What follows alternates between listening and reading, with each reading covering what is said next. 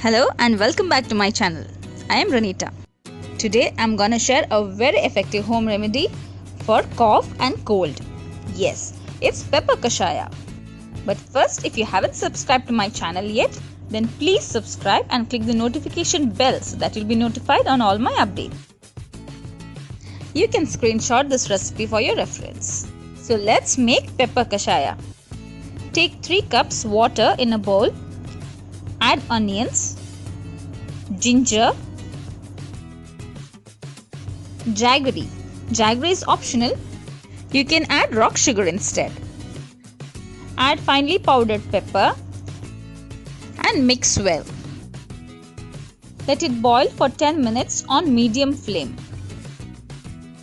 Keep it boiling until it decreases to half of its quantity, that is 1½ cup.